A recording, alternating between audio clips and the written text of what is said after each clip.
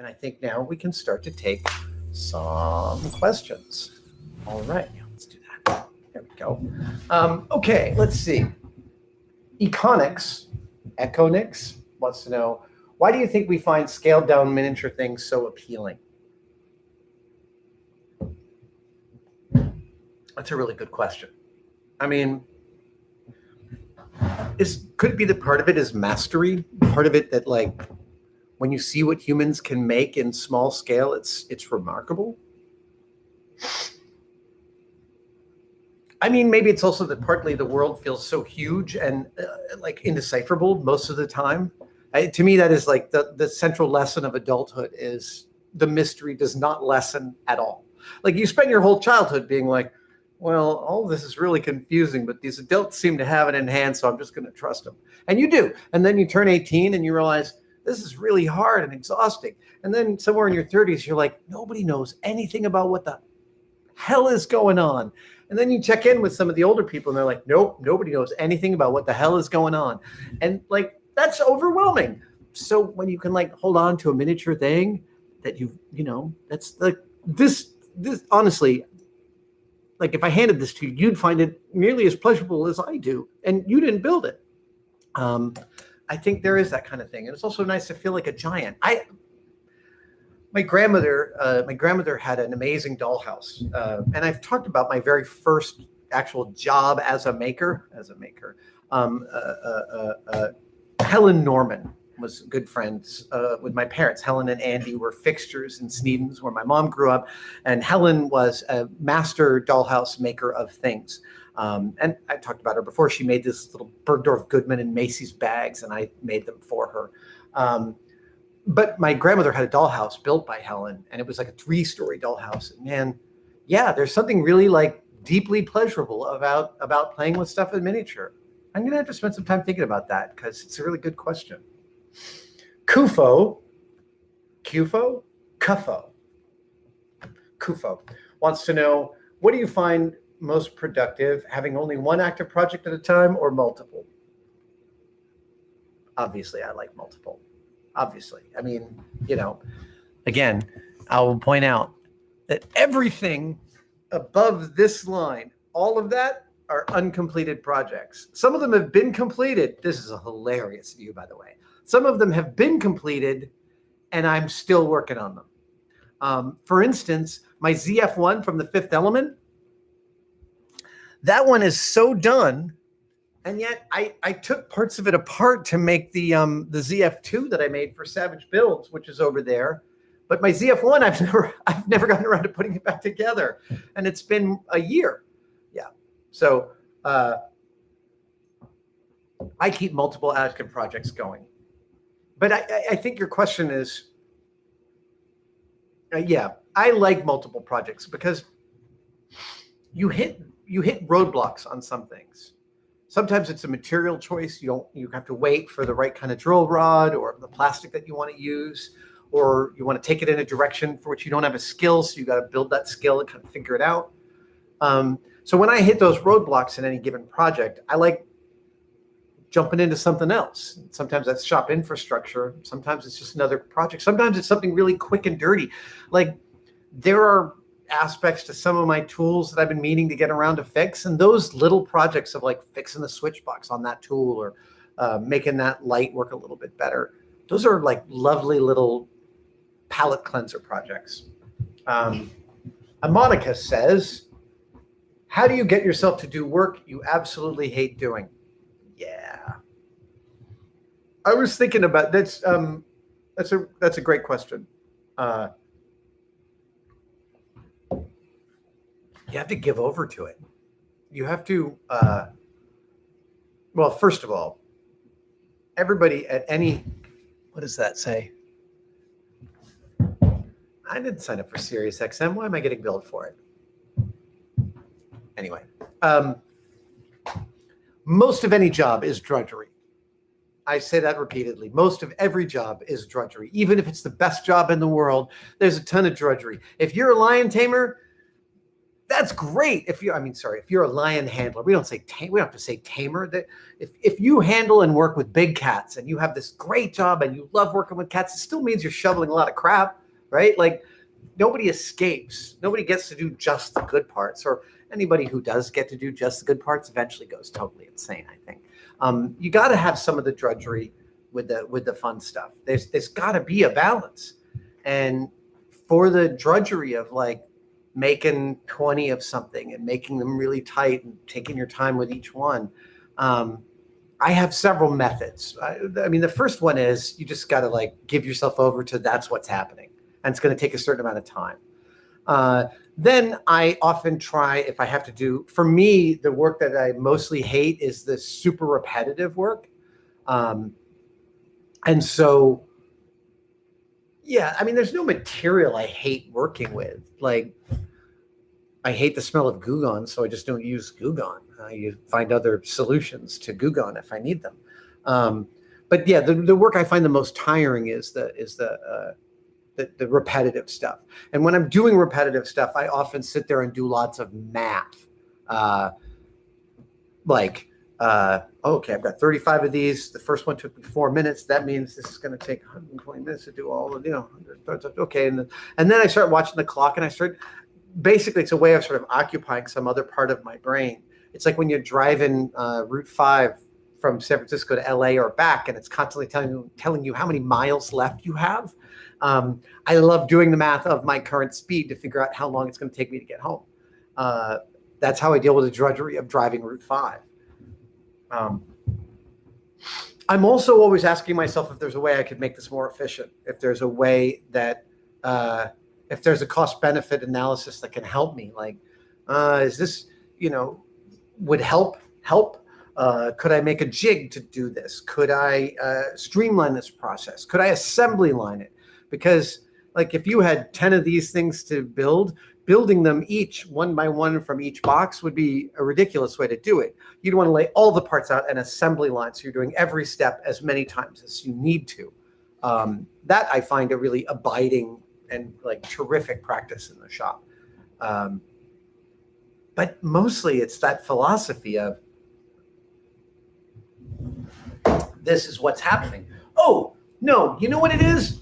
I know what I hate doing. I hate redoing something I just did. I hate it. I hate it.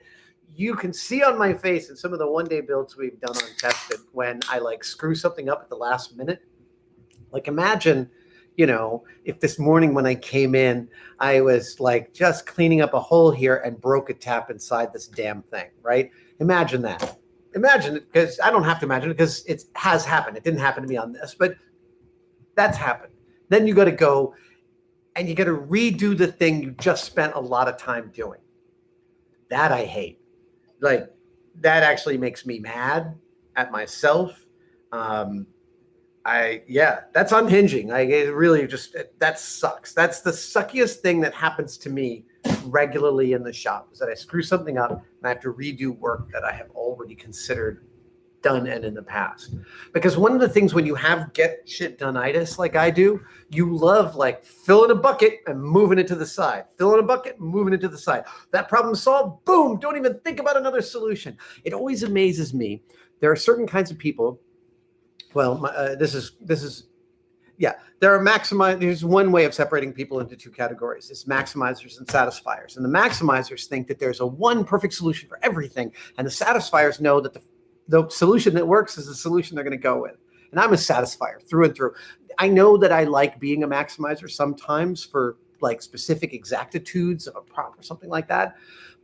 But very much in my life, I like solving a problem and moving it to the side, compartmentalizing it as done, and then I move on. So when I've compartmentalized something as done and then it turns out not to be done, oh God, it drives me crazy.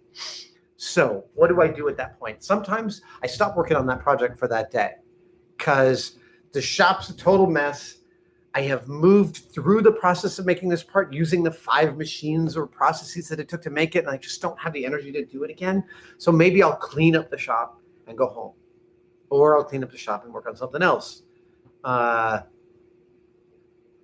sometimes, to be honest, it's taken me weeks to get back to that project. There's been times it's taken months. It's just sat there sort of like Rachel Dratch from the early seasons of 30 Rock. And sometimes I jump into it right the next morning. But every single time, it requires a process of me coming to terms with the fact that I have to do this again. If you're on the clock, you don't have that luxury. You've just got to do it again. And that sucks. In some ways, that's great. Because what if I was on the clock is a great way to get to a solution, frankly. When you don't have a boss, like I don't have a boss here, you can get way lost in the weeds about the right way to do something because you have an infinite number of possibilities. When you have a budgetary requirement and a time scale that you have to fit within, there's no time to like come to terms with what you've done. You just have to freaking do it. Oftentimes while your supervisor is going, man, you really screwed up. What happened there? That doesn't feel good, but at least you're getting past it. So maybe this is a long way of saying, which turns out to be a phrase that I think I overuse. A long way of saying, at any rate, it's a long way of saying, for me, getting past that thing I hate, redoing something I've done, it's often about thinking about it from a more professional standpoint. What if I was on the clock? Because again, when you're on the clock, there's no time for sentimentality. You've got to get the thing done. So you screwed it up. Well, that's half your day. You got to spend the other half doing it again. And then you got to explain to your boss why you only got half a day's work done, even though you worked all day.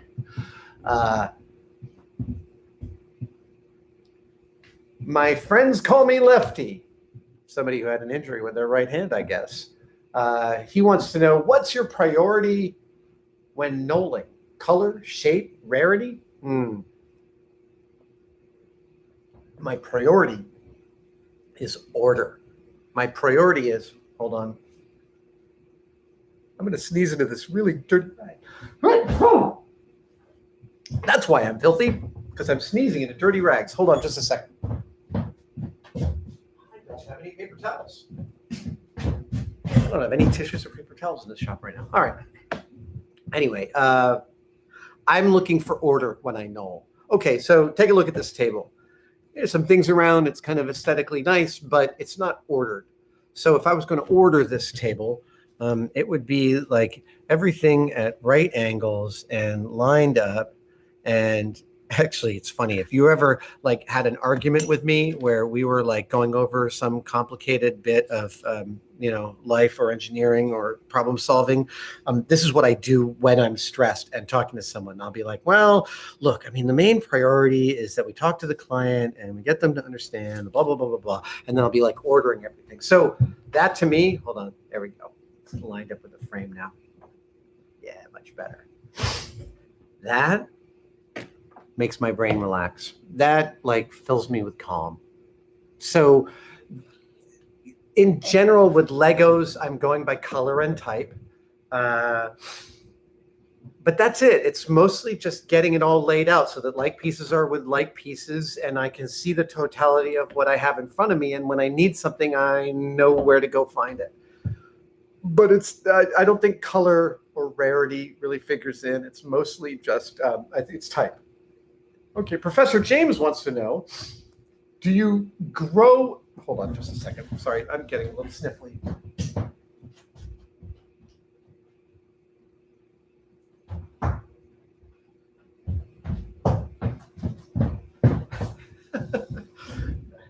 All right, we have some toilet paper. Oh, glorious. Did anyone else feel a little bit of a pollen bloom this morning? I woke up with my head draining a little bit. What was I being asked? Do you grow anything? Do you do any gardening? No, I don't. We have some beautiful plants around our house. We have them irrigated by an automatic system. They're succulents. They're hardy city plants. And they're beautiful. And one place in our house is a bunch of woolly pockets, the kind of hanging bags that you can grow plants in, hanging outside some of our windows, so that even though it's a kind of a low light part of the house, you look out the window, you see lots of green, and it's just beautiful. I love plants. I do not interact with them. My sister, one of my sisters, is a horticulturist and a very successful one, and loves to come out to San Francisco and point out to me the things that are expensive back in the East Coast where she's from that are growing wild on the streets here in San Francisco. Let's see here. Ginger. How did you meet most of your tested staff? That's an okay. I mean, we met because the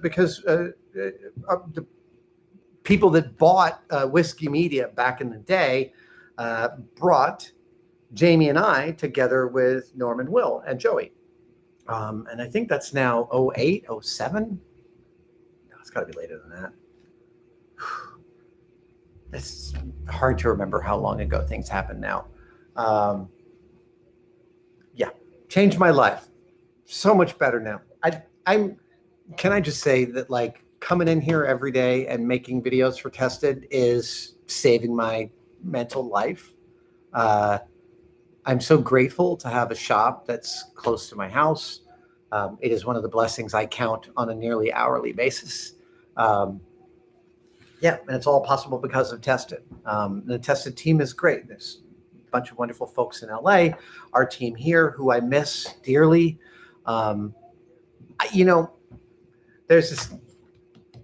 There's a culture here, right? There's a Tested culture, and a culture between the office and the cave, and we cross-pollinate and we see each other and we work together all the time. And not seeing them, I really miss them. I miss their shining faces. The Zoom calls we do a few times a week are really stabilizing for me. Makes things XYZ. Lots of really creative word names here. Makes things XYZ wants to know, do you ever feel imposter syndrome or a feeling of inadequacy? How do you deal with it? I experience a lot of doubts about myself, and it's nice to know I'm not alone. Oh, this is a fun one.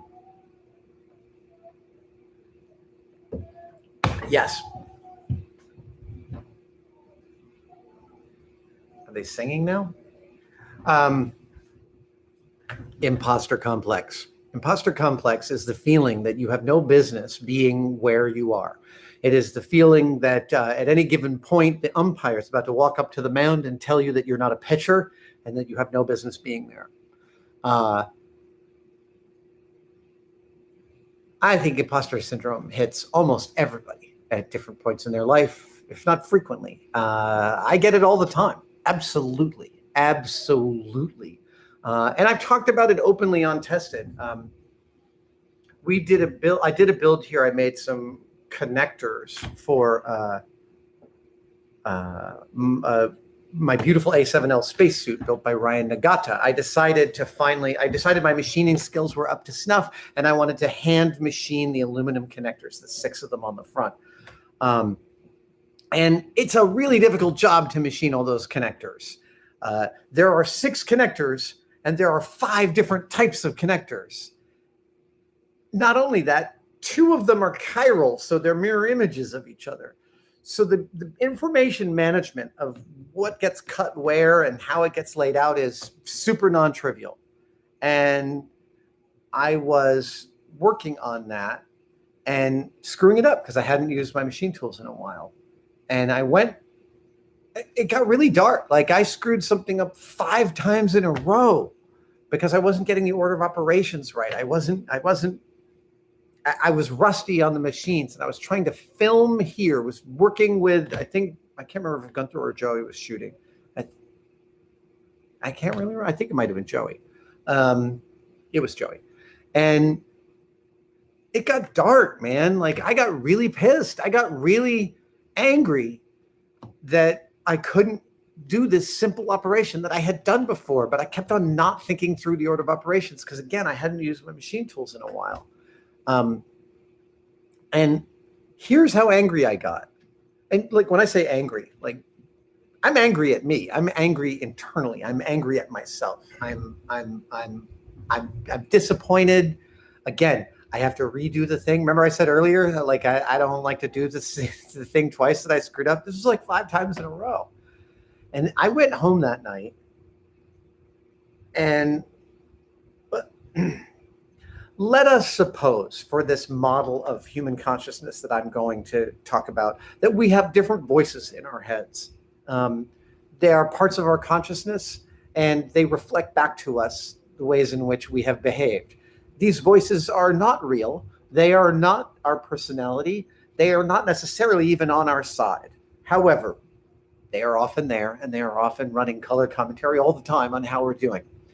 And one of these voices in my head was saying to me, you have no business making stuff. That's how bad at this you are. That's how mediocre you are. You've been fooling everyone for all this time, but when it comes to this kind of precision work, you're terrible at it. And look, we all have limitations. I have a great analogy for the limitations we have. When you've owned a car for a while and you want to sell that car,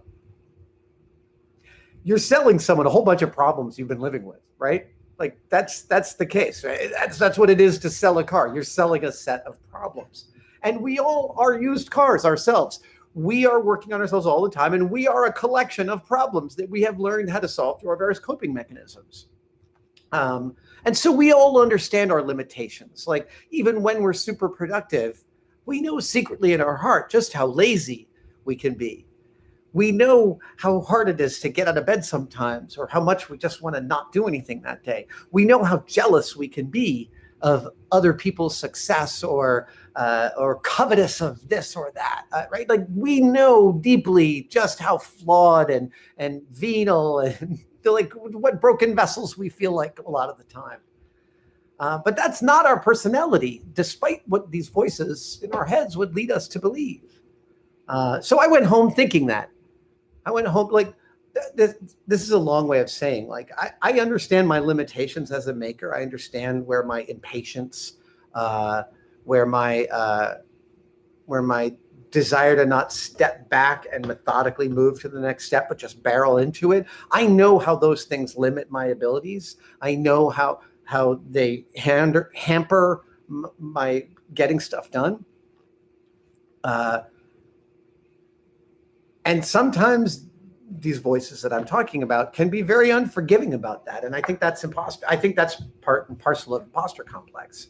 So how do I deal with it? It's been going on forever, first of all. I wanted to work at Industrial Light and Magic since I was 10 years old. I got to work there in 1998. So I was 31. And in the intervening 21 years, I had worked in theater, and then I had worked in commercial special effects, and then I'd worked on a couple of films, and I had built up a skill base so that when I finally got to ILM, I was qualified to work there. I didn't realize it at the time, but I was ready. And now I can see I was even readier than I thought I was. Like I was primed. I had some electronics. I had some painting. I had some model making. I had some interpersonal skills, right? All of this came to fore in working in a big shop like that. And despite being a veteran of 200 television commercials and 2 or 3 feature films at that point, there wasn't a week that went by at ILM when I wasn't like messing something up and working on something and thinking, someone's going to come over and tell me to go home. Like every single week I felt at some point like someone was going to realize that I was an idiot and didn't belong there. And they were going to give me the tap and say, time for the relief pitcher to come out because you clearly don't have any idea what you're doing. And that feeling happens. So your question is great. Do you experience it? Yes, I experience it. And yes, we should all be talking about it. Because we got to normalize that stuff. We got to be able to talk about it with each other. And it's okay. It's okay that you have that feeling. It doesn't mean that it's the truth. That's not your personality. That isn't you. That is an opinion some part of you has at this moment based on some emotional data about what you're doing. And the way I'm talking about it right now, from this like meta level of sort of looking at yourself from a wider lens, is how I deal with that feeling. At ILM, it was a long time before I realized I was having that feeling. I was just sort of living with that stress because a lot of us just internalize that and it just sort of flows through and you feel like an idiot and, you know, that sort of thing happens. But by the time the build here at Tested happened, I had gone through all 13, 14 years of MythBusters, which, by the way, imposter complex all over the place on MythBusters, totally. So I knew that the real solution is time. It's like you feel a certain way, and it's a certain emotional activation, and it's like this stew of some failure and some self-judgment and some negative opinions, self-opinions, and they're all being sort of corralled by the emotional state, and the emotions aren't rational and they're not permanent. And I went home knowing that even though I felt like depressive and crappy about what was going on, it was temporal, it was temporary, and that I could do something productive with it. And so I was talking to my wife, my partner, about it, and I realized that I can talk about this on camera tomorrow. So even if I'm not feeling better about it at this moment in time, I can talk about it. I have a platform with which I can actually start to normalize this and begin this conversation. And that felt good. But that wasn't what got me through it. What got me through it was the knowledge that this feeling passes, because it does. It shows up and then it passes. And everybody in a creative field feels that way. Everybody in a creative field feels that way at times. I don't think anybody escapes from that feeling. I had lunch about a decade ago with a good friend and was talking about imposter complex, and he was my age, and he said, what's imposter complex? And I was like, really? You don't know? Okay. And I laid it out for him. And as I told him, he like turned sheet white, and he was like, oh, I thought it was only me. And I was so grateful to be able to welcome him into the club and let him know that he wasn't alone. You are not alone. Everybody deals with it. It will pass. Keep on building your skills. Those feelings, those opinions you have about yourself, they're not real. They're just temporary. There are times for being hard on yourself, and there are times for being gentle. And most of the time, it's pretty important to be gentle with yourself. Let's see here.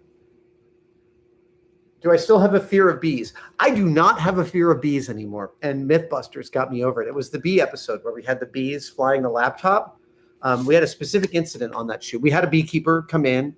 We had bees. We were using bees on the set. And we were taking very good care of them, but still a couple of them died. And that actually was not pleasant. That was like, yeah.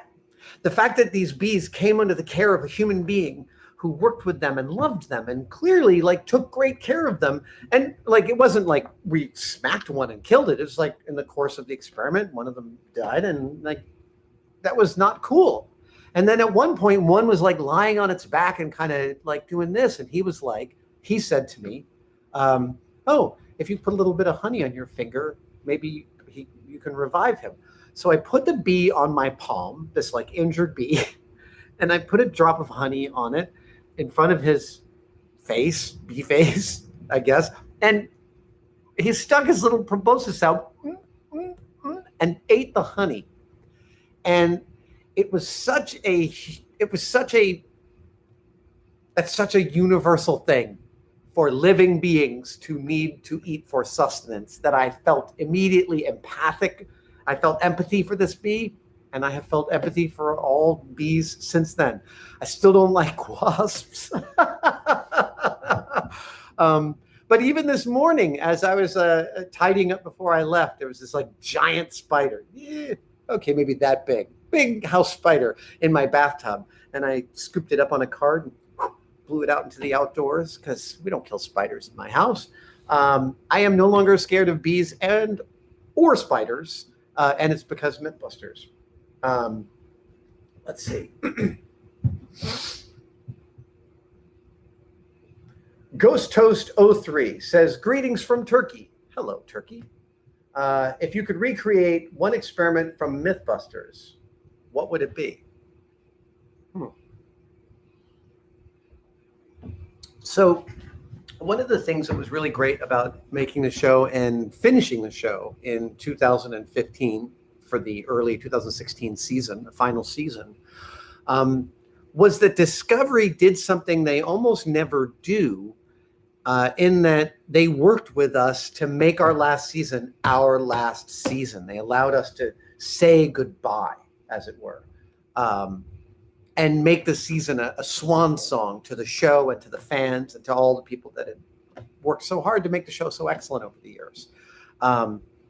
And in the beginning of that last season, the whole production team sat down and we crawled over so many of our early episodes because we thought, there could be a really cool episode in this last season where we took a methodology that we totally got wrong and redid it right, which sounds great narratively. And I would have loved to do that episode.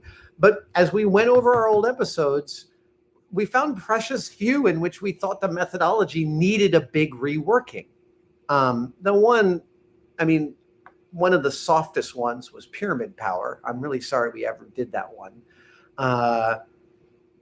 And hypnosis, there were some things I will be forever jealous that Grant, Carrie, and Tori got to do hypnosis because I wanted to do that episode.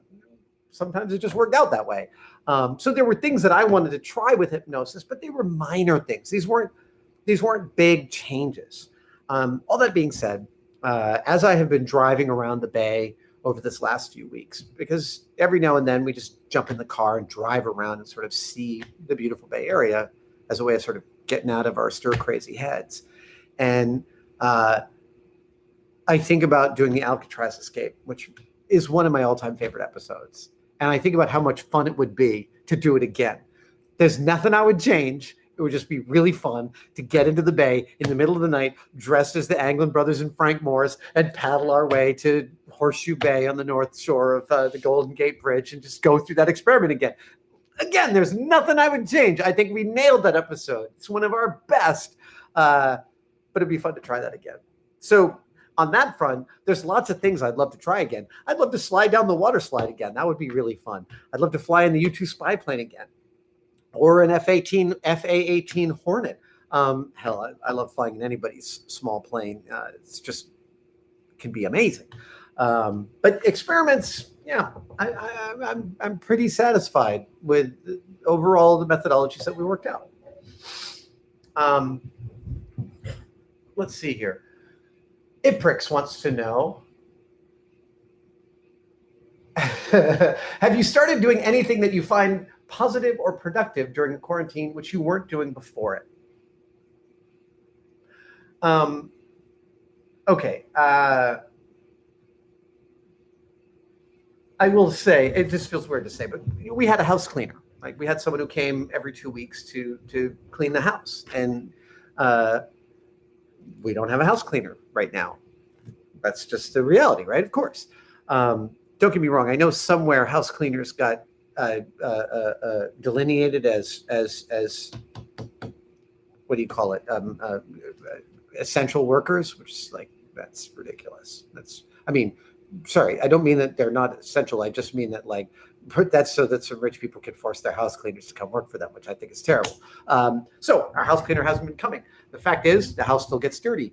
I think early on we had like a couple of days, like every 10 days, when we were like, all right, we're going to clean the house, and we like cleaned all the bathrooms and vacuumed everywhere. That has morphed into much more of a sort of constant process of just tidying as you go. That's very different, but it's also really lovely. Like I said, I was tidying up before I left the house this morning. And it's not like I wanted to, I wanted to get up and go to work, but like wanted to make the bed because it's nice to come home at the end of the day. The bed's made. Took a bath, wanted to clean up the bathroom a little bit. And that, as you go, cleaning, I'm not to say that it's easy and it's an easy consciousness to jump into, but it's really, really, it's a lovely practice. And to be honest, the house feels great to do that way. That being said, I don't have toddlers at home. I can't imagine what it would be like. My hat is off to you, parents of children who are actually at your house. But yeah, cleaning as you go. That's definitely something we're doing. Okay, let's see here. Last question. Seriously? It's 2:30. Wow. Okay. Zachman08 wants to know, we all need something to smile about right now. What makes you laugh these days? Maggie, our dog Maggie. She's awesome. She is now the sole repository of all the love that we can't give to Huxley because Huxley left us this mortal coil back in January. And, you know, when you have two dogs and then you have one dog, everything's different. And not just like that you had two dogs and then you had one dog, but we had a specific relationship with Huxley and a specific relationship with Maggie. And to be honest, Huxley got more of our affection. I mean, that's the reality of it. He got more of our affection because he was a lot more interactive. I mean, Huxley would look you in the eye and make sounds, and sometimes it genuinely felt like you were conversing with him. He was an amazing being. And Maggie's very different. Like Huxley was some mix of like 100 different things. We had him genetically tested at one point, and they were like, yeah, 7% Schnauzer, 8% curly-haired retriever, 85% nothing we can figure out. This was in the early days of the genetic testing, so maybe they have a better database now. But like Huxley was a muddy mud. Maggie is, I'm pretty sure, like wire border terrier mix, but mostly wire border terrier. So she likes crawling under the covers because she's comes from ratters, and she's super territorial. She's leash tough. She like, man, she can scare the living bejesus out of you if you didn't know that she was coming. If she starts to bark, it's like Cerberus. She's a hellhound on the end of a leash. She like levitates with rage when she sees people. And like the things she hates the most are like people in wheelchairs and people with canes and like human beings with accoutrements she doesn't expect. So she can be awful to walk down the street with. But in the past few months, she's the only dog in our house, and we've just been loving the spit out of Maggie. She's become a lot calmer. She's become a lot more willing to like roll over and give you her belly, which was something that was high praise from her. And frankly, she's so much fun to take pictures of because she's beautiful. She's got these great colors in her face. She's got these beautiful eyes. After this, I will throw up on Twitter some of my latest photos of Maggie because sharing pictures of dogs. I think Anna Marie Cox was one of the first ones that I saw on Twitter who said, send me your lovelies, because she was maybe having a bad day and just wanted to look at pictures of dogs. They don't have to be great looking dogs. Some dogs are ugly and they're so lovable. Just dogs are the best, man. And I love looking at pictures of dogs. I love looking at videos of dogs. I love everything to do with dogs. Dogs make me smile. Dogs are awesome. We are very lucky to get to travel through this world with dogs at our side, having co-evolved with them as a species. When you own dogs, that conversation feels real. It feels substantive. It feels like data gets transferred between you. And there's something really magical about that. There's something really beautiful about sharing that level of conversation with another species. It's funny to me because like when we study things like animals with complex hierarchical family structures like gray wolves and orcas, animals with really interesting cognitions like octopuses and cuttlefish and squids. Like when I think about like, do aliens exist, especially in light of the DoD declassifying some of the UFO footage yesterday, my thinking is we got to learn how to talk to the animals that are here on Earth. If we're going to meet aliens, we're not going to have any idea where to even start talking. But pretty clearly dolphins are like using names for each other. So maybe we should figure out how to talk to them. And like, if you own a dog, if you are lucky enough to be the steward of a dog in your house, you know the conversation that I'm talking about. It feels genuinely real. Maybe that's a breakthrough that we don't know that's going to happen. That like we will open up our understanding at some point in the next couple of 100 years to another portion of the animal kingdom besides humans. We learn about the complex, like speculative fiction that dolphins pass back and forth to each other. Who knows? As you can see, this makes me smile just talking about dogs, and also talking to you guys. Thank you so much for joining me for this 90 minutes. I will be doing this again every other Tuesday in May, and who knows if we are continuing to shelter in place, we'll continue doing these live streams. But again, being able to have you guys visit me in the shop and have this conversation once a week is very stabilizing, and I thank you for it. So stay stable, stay nice to each other, stay indoors, stay 6 feet apart, and stay awesome. Thank you guys for joining me here in the cave. Now I'm going to get to shooting another one-day build. Have a great day, you guys. Here we go.